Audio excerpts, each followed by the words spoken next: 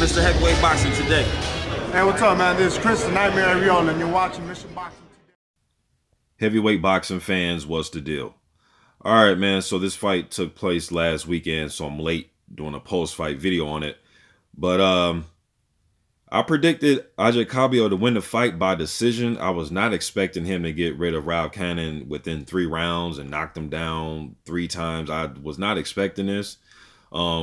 During my prediction video, I did say that I thought that Kabayel should use his, he's a stocky fighter, you know, that he should be physical and push Rovacanin backwards.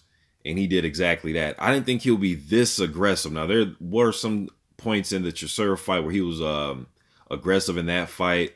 The Rovacanin fight, he was aggressive. I mean, he has his parts where he's aggressive, but I've seen him use his back foot and throw in combinations, put up the high guard, circle, move around. I thought he would mix it up in this fight, but I was totally wrong about the way he went about fighting Rovacanin. There was no back foot in this fight. It was strictly come forward. He was very physical.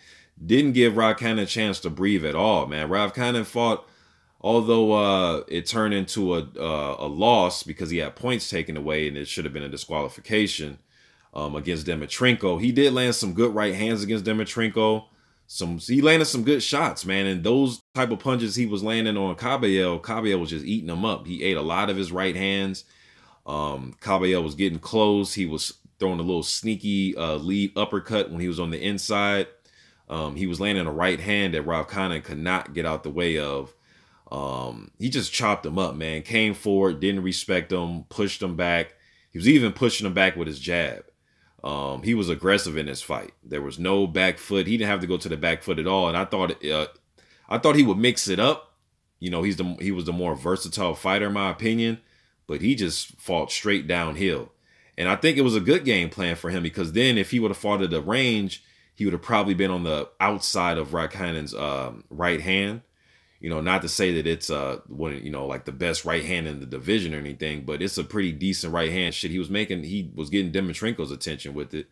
But Kabayel just went in and just steamrolled Rovacanin, man. Just steamrolled him. Very aggressive. Putting up the high guard. He was actually moving he was toying with Rovacanin a few times in this fight. But good win for him. And I think Kabayel is very underrated, man. Even going into the Chisora fight, I was like, man, I don't know about this one. A lot of people were just picking Chisora hands down to win the fight. And I was like, man, I'm not sure about that. You know, so I want to see him fight Tom Schwartz. I know that Kabayel, he retained his EBU title. I like to see him fight Tom Schwartz. That's the fight that I want to see next with Kabayel. But he's surprising me, man. Guy's what, 24, 25 years old. He literally only had about 5 or 6 amateur fights. He turned pro at 18 years old. So he's pretty much learning on the fly, man. He's learning on the fly.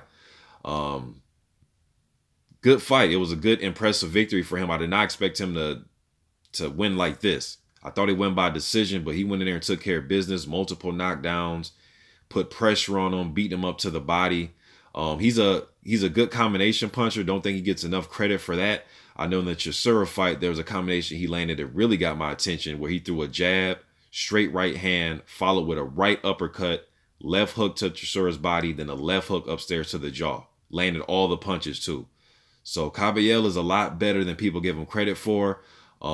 He's rated number 10 by the IBF and WBC. I'd love to see him fight Amir Mansour, Trevor Bryan, Andy Ruiz Jr., anybody, man, that's working their way up, you know, trying to get in some type of eliminator type of situation with one of the sanctioning bodies. I like Kabayel as a prospect, man.